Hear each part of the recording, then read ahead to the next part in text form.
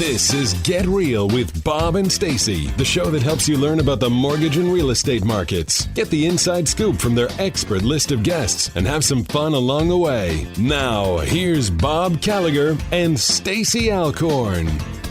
Welcome back. You're listening to Get Real with Bob and Stacy. You're joining us for our Leaders and Legends segment, and our guest is Megan Driscoll, CEO of Evolve MKD. Welcome to the show, Megan.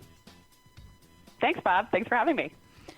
So, Megan's background is that she is self-made and has built a name for herself in the PR, marketing, social media industry in New York City, which seems like a highly competitive business to break into. But she's built it to a multi-million-dollar business with 18-plus regular employees. So we reached out to Megan. We wanted to pick her brain about building a business, competing in a difficult market, and we're going to get some secrets on PR and social media for small businesses. So first, Megan, can you tell us a little bit about your background and how you got started in PR? Sure. So when I graduated from the University of Chicago, I actually thought I was going to go into finance. But it was right around when 2001, when the economy kind of took a dip. So my job search ended up being a little bit longer than I anticipated. And that ended up being a good thing because it really forced me to think about what I wanted to do and the kind of people I wanted to be around and really what my skill sets were. So I had a former internship boss who suggested public relations to me. I didn't even know what that field was.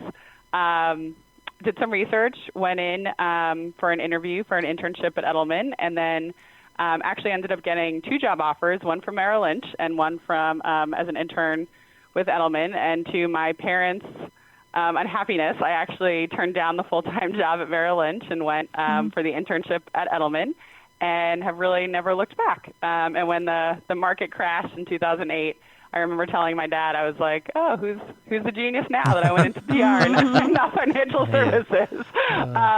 But yeah, it's been a great field. And, I think one of the things I really like about it is that there's really no typical day. Right. Every day kind of new problems come up that we have to solve. And you get to meet a lot of different people and work with a lot of different great clients and businesses. And so I really feel like it's a field that suits my personality.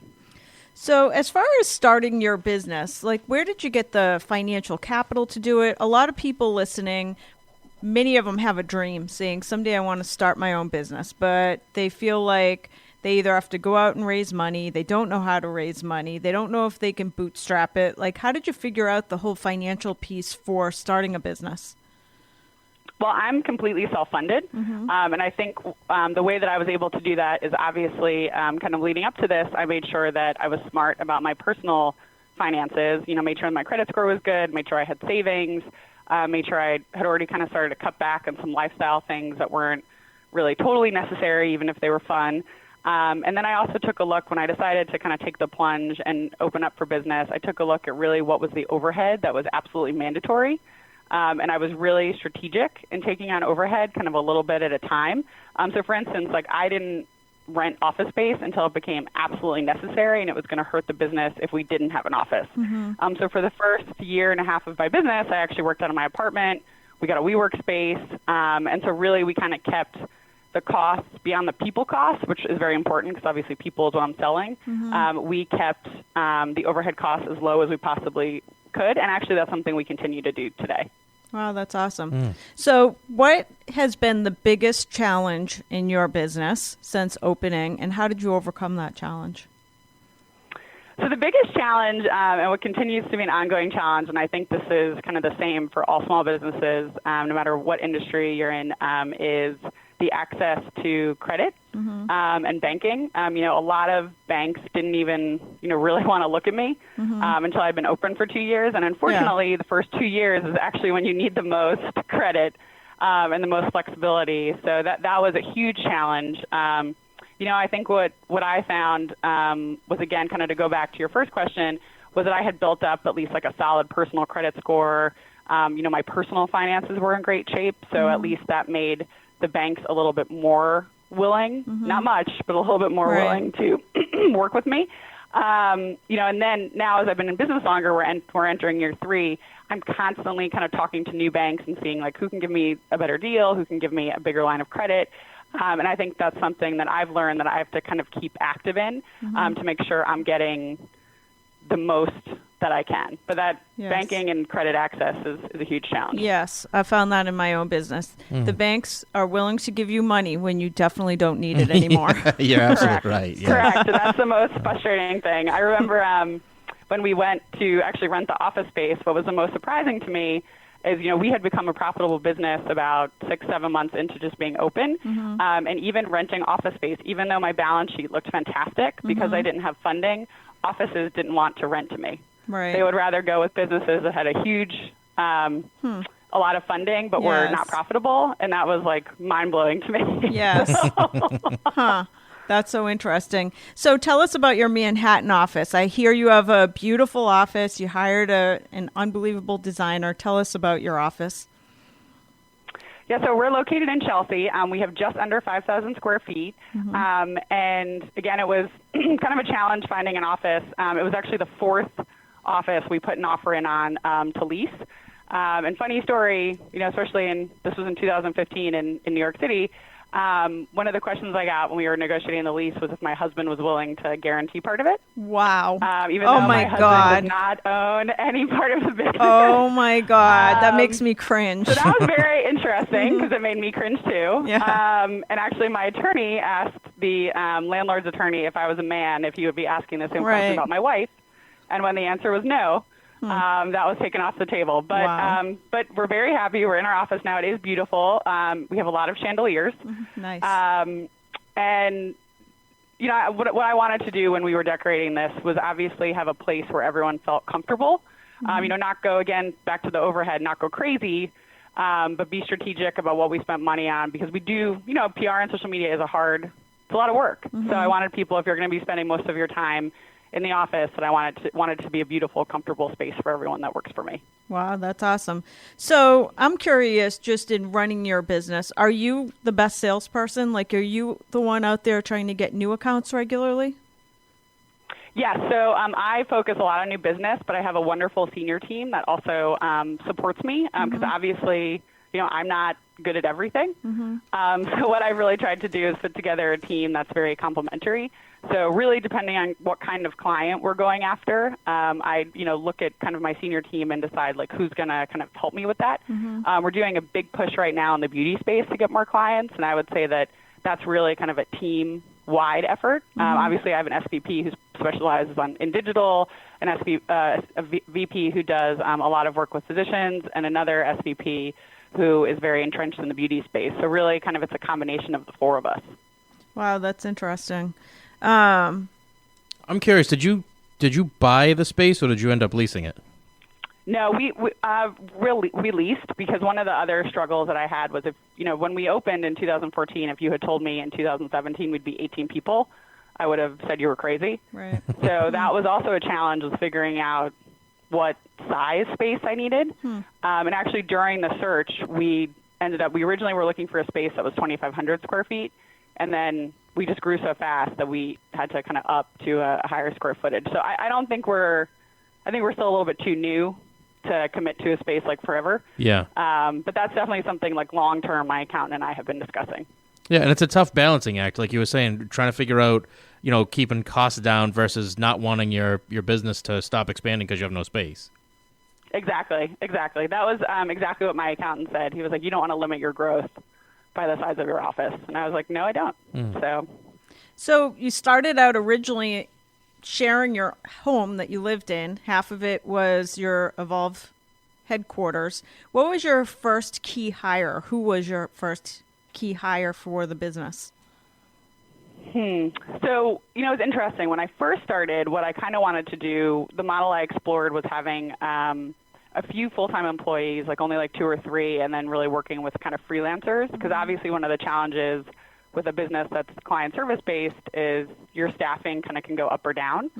So I played a little bit with the model, but what I really found is that freelancers, it's tough because it's just, since it's not a full-time job, and this is obviously a generalized statement, but more often than not, I found there wasn't the same kind of commitment. Right. As there were with people who it was their full-time job. So I switched about 7 months into a more traditional model with full-time employees. So I would say probably at about that point, that was really when I started looking at kind of key senior hires. And that's really taken, I would say, that took about another year and a half to truly flesh out my senior team the way it needs to be. Right. And now we're at a good place with that. I mean, finding people is always the toughest part. And as far as your customer base, for people listening to the show today, what does a customer look like? What size business are you working with? Really it ranges.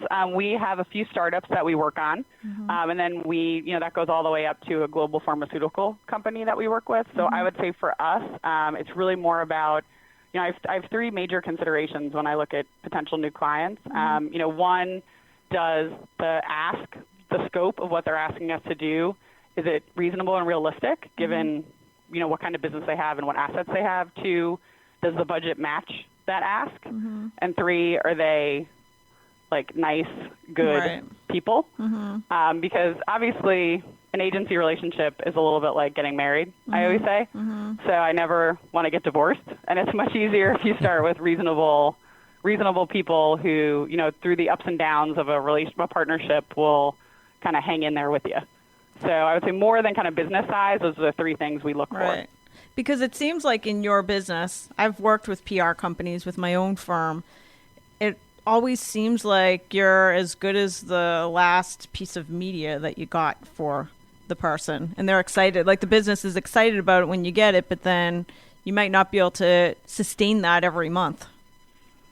Yeah, no, that's true. And that's also kind of why I think one of the things that we always work on kind of communicating clearly is I think more than a straightforward publicity shop, we're truly more of a strategic partner. Because to your point, Stacey, publicity shops, you really are only as good as the last coverage you've gotten. And a lot of our clients, obviously coverage is a key part of what we do, but there are other portions such as business planning, how do we impact sales, what's your long-term strategy for growth, what influencers are bringing to the picture, who can we introduce you to. So we really look at ourselves as much more than a publicity offering. And I think the clients who have been with us, because I have a couple of clients who came with me from my last agency job that I've worked with for years, I think that's why clients kind of stick with me over the long term. It's more because it's more than just about the last placement. It's very interesting that you have that whole social media piece to it, because I think a lot of older firms, like businesses, look at PR as getting coverage on the local news or the local newspaper, but the biggest PR that they can influence is their own social media outlets, and they forget about that. That's totally correct. And I think, just to build on that, I think social media is also a customer service tool. So I think that's, one of the reasons why I also put as much of an effort into building that side of my business out, because the two really do go hand in hand. Because obviously the press, you're talking to directly consumers, you're influencing, the media coverage, but on the same token, you kind of want to pull that all the way through by talking directly to the consumer and make sure that they're hearing that same message from your channels as well. So I think it's actually, for most PR firms, I think it's a huge miss if they're not kind of building out that side of their business too. So interesting. So we only have a few minutes left. I want to switch gears for a second. Since you're in the PR and social media world, do you have any advice for small business owners or salespeople on going out and building some press even for themselves? Yep. So I would say, on the social media side of things, don't try to be on every channel. I would say focus, especially if you're just starting, you're doing it yourself. Doing kind of Facebook or Twitter or Instagram really takes a lot of time to do it well. I would say, pick one and do it really well before you expand into other things. And then from a PR perspective, I would definitely tell folks to, hire an expert. I mean, there are freelancers you can get that work with a variety of different budgets that can, help you. And then I would say also be realistic in your expectations, right? It's not going to happen overnight. PR is definitely a long-term investment that you as the client also have to put time and energy into it. It's not like you just hire a PR person and they run off and do all the work. It's definitely has to be a partnership. Wow. Great stuff. Makes a lot of sense. So where is the best place for people? And do you work with clients all around the country, by the way? We do. We actually work with clients globally as well. We did some events in Korea and Taiwan, so we're global. Mm-hmm. That's excellent. Okay, so best place for people to find you if they need help with PR or social media? I would say they could go to our website, www.evolvemkd.com. We also have a Facebook page as well as an Instagram that we seem to get good reviews on. So I would say that. And then on the website, there is an email for more information that you can email us at. Wow, good stuff. Great. That is Megan Driscoll from Evolve MKD, helping people or businesses and people with PR and social media. Thank you so much for joining us today. Thank you. Thank you both for having me. We're going to take a quick commercial break. We'll be back with more Get Real after this.